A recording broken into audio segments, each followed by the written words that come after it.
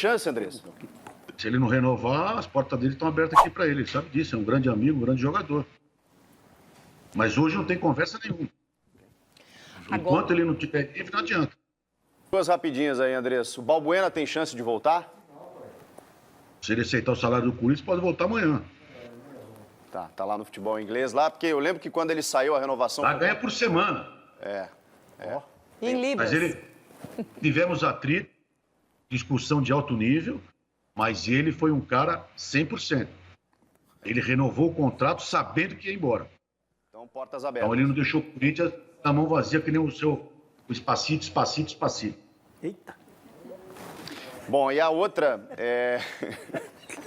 Espacito é o Romero. O Romero. Romero.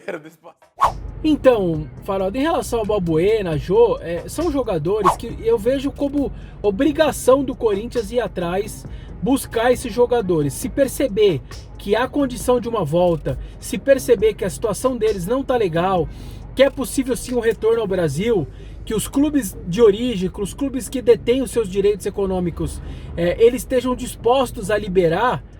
Para mim, a diretoria tem obrigação, não é nenhuma questão de oportunidade de mercado. Para mim é uma obrigação, caras com tanta identificação, com tanta qualidade, o clube pelo menos brigar por esses caras. Se vai dar certo, se não vai, se vai pintar outra proposta melhor, se outro clube brasileiro vai levar ele, isso é uma outra coisa, faz parte, é do jogo, é do mercado, nem sempre você vai levar. Mas no mínimo você fazer uma proposta, brigar, buscar condições, ver se tem condições de salário, de luvas, isso sem dúvida para mim, isso é obrigação de qualquer dirigente, seja agora do Willio, o Andrés, os que estavam, os que vão vir, que vão assumir o clube a partir de janeiro. Para mim é obrigação você se informar sobre esses caras, esses jogadores, esses ídolos que são tão identificados com a torcida do Corinthians. Eu repito, obrigação.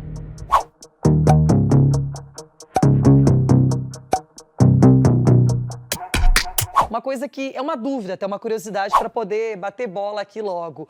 Hoje, quanto é a folha salarial do Corinthians, Andrés? Você tem que saber que o pessoal fala aí, tem uns flamenguistas aí, os caras que falam, não, a folha é 8 milhões igual a do Corinthians, do Flamengo, não. A folha de pagamento você tem que juntar o salário CLT, imagem, a luva, o contrato como um todo. A do Corinthians hoje é 12.300. O maior salário do Corinthians hoje é Luan, Cássio, Ralf e Gil. Ralf ainda? Ralf não, desculpa. Fagner. Deu saudade do Ralf. Mas aí tá bom. O Ralf também era alto. Fala, rapaziada. Bom, eu particularmente concordo com a tese de que o Corinthians não deve fazer loucuras. Acho que aqui todo mundo sabe que o clube enfrenta problemas financeiros gigantes, imensos. A cada ano que passa, a dívida só aumenta.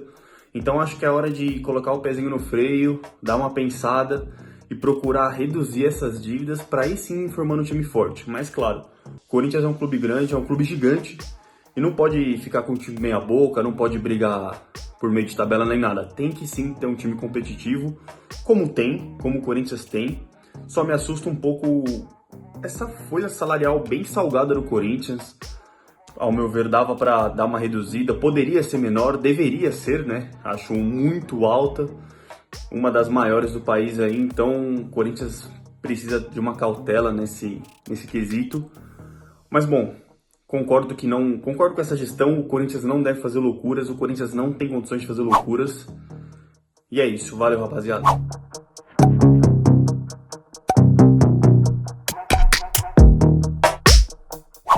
É complicado, né? Porque uma hora a conta vem. Veja o Cruzeiro, né, Andrés? O Cruzeiro, a conta veio e tá na Série B, inclusive, a conta. Não, o do Cruzeiro não pode ser parâmetro, Renato, porque ali foi um saqueamento.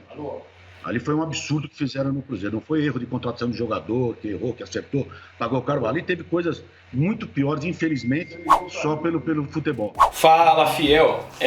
Eu acho que, diferente do que diz o Andrés, a situação do Cruzeiro pode sim e deveria ser parâmetro para o Corinthians ficar preocupado e atento para não acontecer algo similar. Porque coisas estranhas, além do futebol, também parecem acontecer no Corinthians, né? Recentemente, acho que o caso que veio à tona aí foi a lista dos 53 nomes que pertencem ou tiveram alguma ligação com a Elenco Esportes e passaram pelo Corinthians, né? O Davó, o último deles, 53º caso.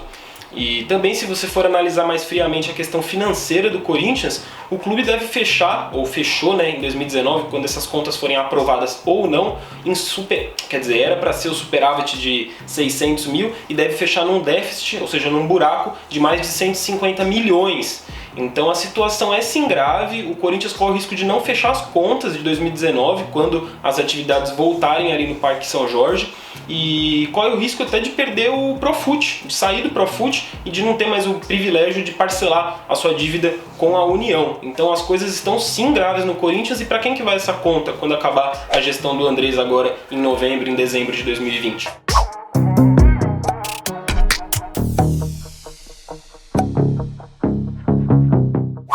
O tal da cartilha. É. Vamos lá. A única coisa que o Thiago pediu foi: almocem todos juntos e jantem todos juntos na concentração. Mais nada. O resto, tudo que tinha já era do clube. Não usar celular no ônibus, não usar celular no vestiário. Já era do clube, não tinha nada. O Thiago não fez cartilha nenhuma.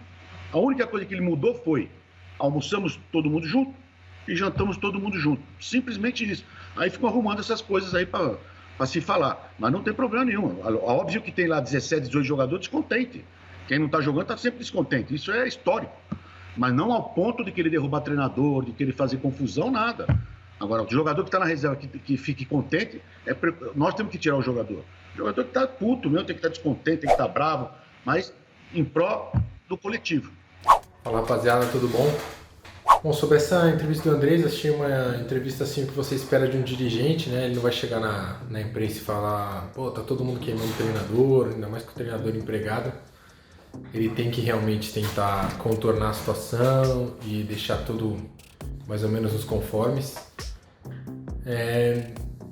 Houve mais mudanças, né, do que só o pessoal jantar junto, almoçar junto, como a própria matéria do Cassucci diz, que é o pedido pro capitão. É uma formalidade e tudo mais, não é nada absurdo, mas realmente foram mudanças estipuladas pelo Thiago para tentar, não sei se melhorar a convivência, mas tornar a convivência do jeito que ele mais gosta, assim, né?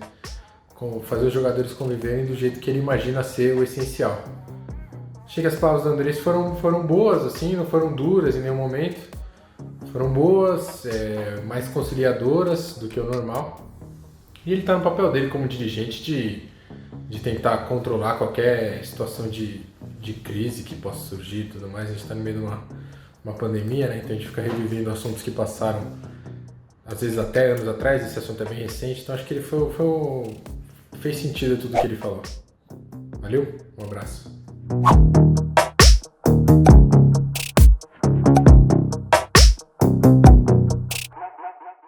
A Arena, nós devíamos um 1.600 na Arena. Já acertamos metade, quase 600 milhões, que a construtora já deu a quitação. Agora ela vai, estamos em negociação a outra parte, e vai falar aquilo que eu sempre falei: vai ficar só a caixa, que é os 400 milhões mais correção, que temos que pagar. Isso nos próximos dias deve acertar já. Bem, Faraldo, essa situação do estádio é simples para mim. É preciso mostrar. O torcedor, ele vai acreditar quando tudo estiver ok, principalmente esse acordo com o Odebrecht, quando tiver tudo certo, o clube tiver demonstrado, apresentar os documentos, a Odebrecht confirmar também. Então, o Andrés que está em cima dessa história, que está tentando cuidar, é muito legal que ele vá falando o que vai acontecendo, mas de verdade, quando der o acordo, quando ele tirar essa Odebrecht da frente e ficar só a parcela da caixa, ele vai precisar demonstrar para o torcedor, desde o torcedor que tá tudo, o sócio que conhece tudo lá do clube, até o cara que mora no interior da Bahia. Aquele torcedor também tem que saber tudo que está se passando e ter informação da melhor maneira possível. Então a gente espera que essa situação do estádio realmente seja resolvida e que tudo fique às claras e sejam demonstrado pela nossa diretoria aos seus torcedores. Seja o torcedor que já está bem acostumado com o assunto do Parque São Jorge lá, que vive aquilo ali, até o cara que mora no interior da Bahia. Acho que esse é o papel do Andrés e da diretoria neste momento em relação a esse acordo que parece, de acordo com eles, está muito próximo com a Odebrecht, pelo menos.